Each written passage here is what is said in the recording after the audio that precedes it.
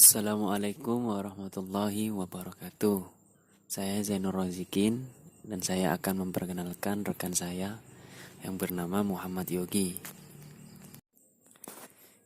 Di sini kami akan menjelaskan pandangan agama Islam tentang bayi tabung. Di sini terdapat 3 poin penting.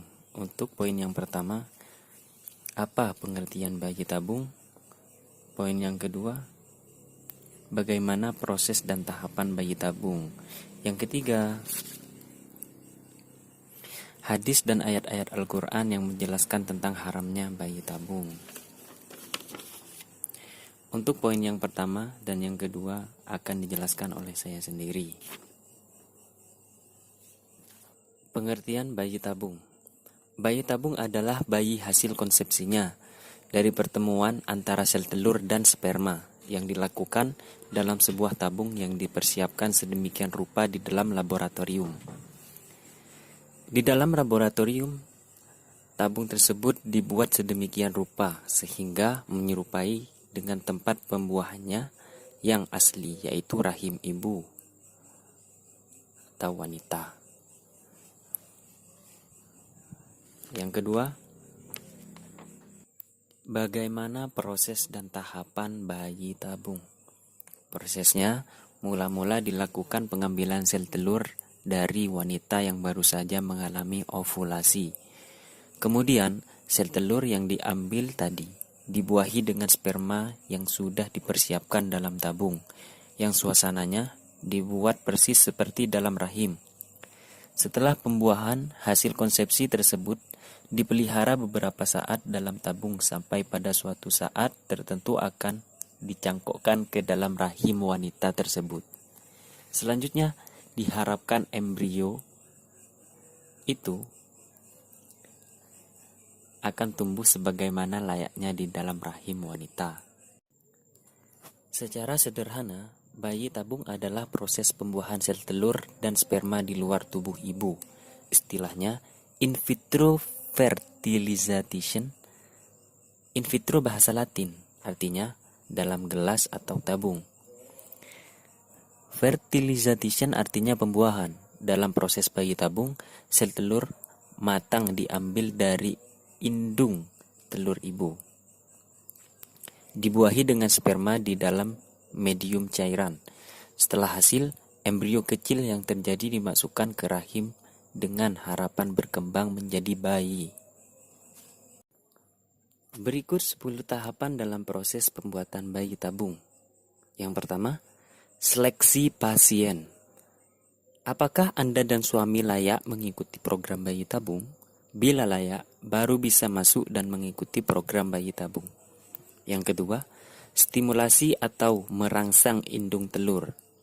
Untuk memastikan banyaknya sel telur secara alami, sel telur hanya satu, namun untuk bayi tabung perlu lebih dari satu sel telur untuk memperoleh embrio.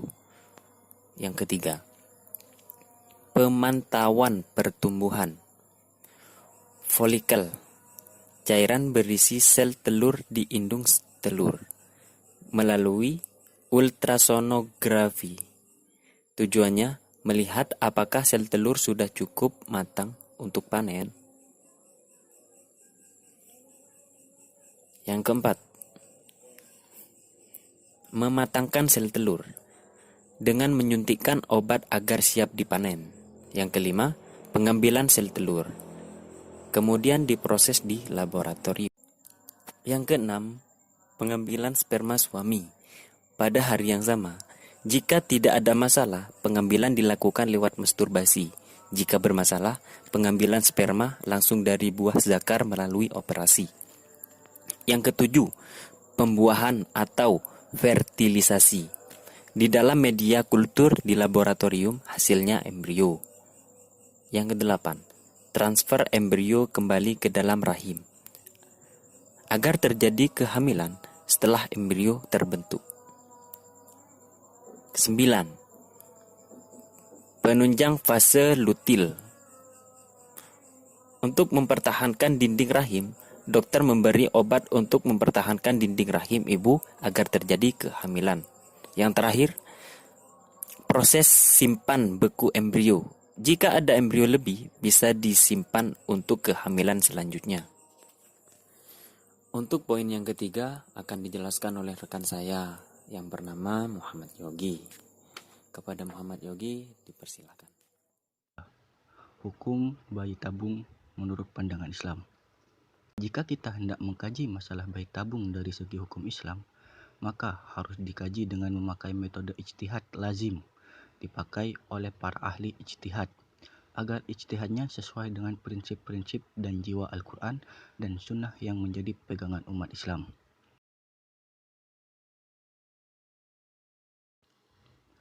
Dengan pengkajian secara multidisipliner ini dapat ditemukan hukumnya yang proporsional dan mendasar. Bayi tabung atau inseminasi buatan apabila dilakukan dengan sel sperma dan ovum suami istri sendiri dan tidak ditransfer embrionya ke dalam rahim wanita lain termasuk istrinya sendiri yang lain atau bagi suami yang berpoligami, maka Islam membenarkan. Baik dengan cara mengambil sperma suami kemudian disuntikkan ke dalam vagina atau uterus istri maupun dengan cara pembuahan dilakukan di luar rahim, kemudian buahnya ditanam di dalam rahim sendiri, asal keadaan kondisi suami istri yang bersangkutan benar-benar memerlukan cara inseminasi buatan untuk memperoleh anak. Karena dengan cara pembuatan alami, suami istri tidak berhasil memperoleh anak. Hal ini sesuai dengan hukum fikih Islam atau diperbolehkan. Dan juga sebaliknya, kalau inseminasi buatan itu dilakukan dengan bantuan donor sperma dan atau ovum, maka diharamkan dan hukumnya sama dengan berzina. Dan sebagai akibat hukumnya, anak hasil inseminasi tersebut tidak sah dan nasabnya hanya berhubungan dengan ibu yang melahirkannya. Adapun dalil-dalil syar'i yang dapat menjadi landasan hukum untuk mengharamkan inseminasi buatan dengan donor ialah sebagai berikut. Jika mengacu kepada Al-Quran, di dalam surat Al-Isra ayat 70 mengatakan, "Dan sesungguhnya telah kami muliakan anak-anak Adam, kami angkat mereka di daratan dan di lautan. Kami beri mereka rezeki dari yang baik-baik dan kami lebihkan mereka dengan kelebihan yang sempurna atas kebanyakan makhluk yang telah kami ciptakan."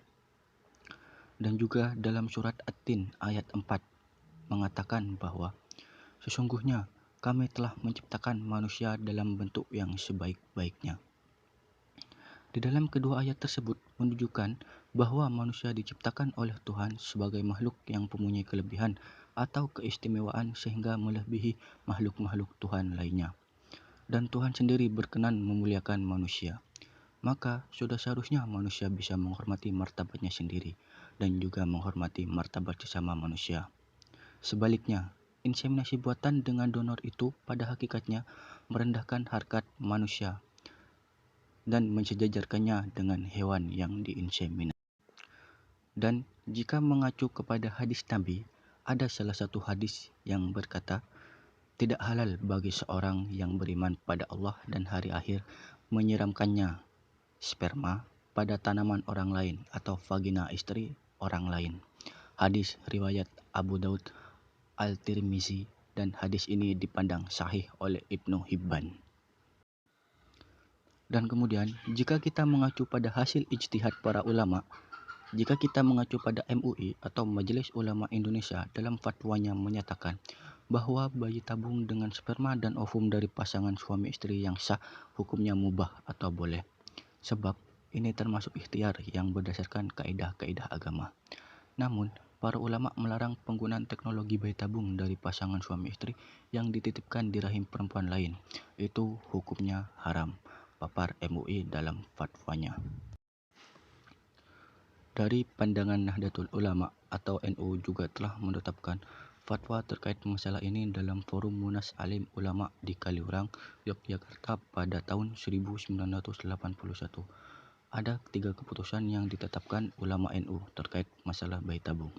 Yang pertama, apabila mani yang ditabung dan dimasukkan ke dalam rahim wanita tersebut ternyata bukan mani suami istri yang sah, maka bayi tabung hukumnya haram. Yang kedua, apabila sperma yang ditabung tersebut milik suami istri tetapi cara mengeluarkannya tidak muhtaram, maka hukumnya juga haram.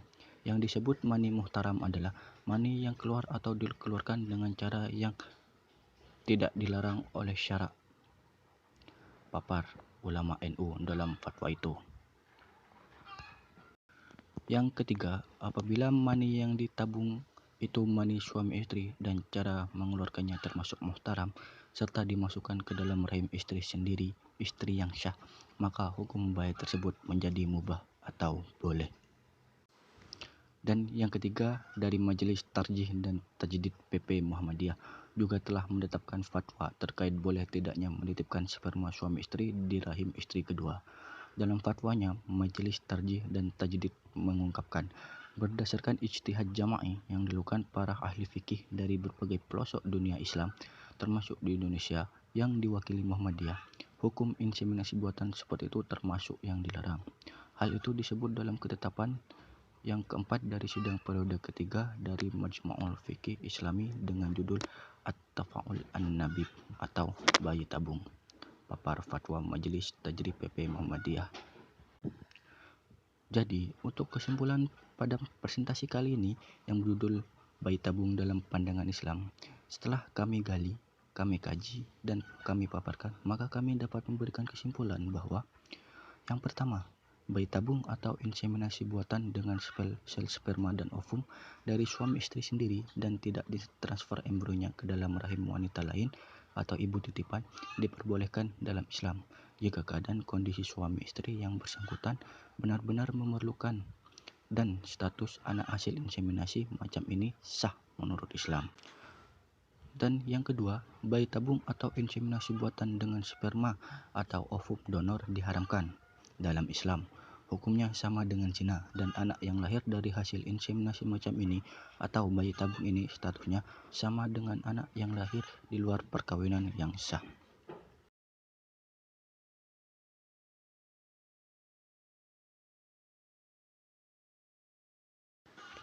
Dan pada kesempatan kali ini, kami hanya bisa menyarankan untuk saran yang pertama dari kelompok kami.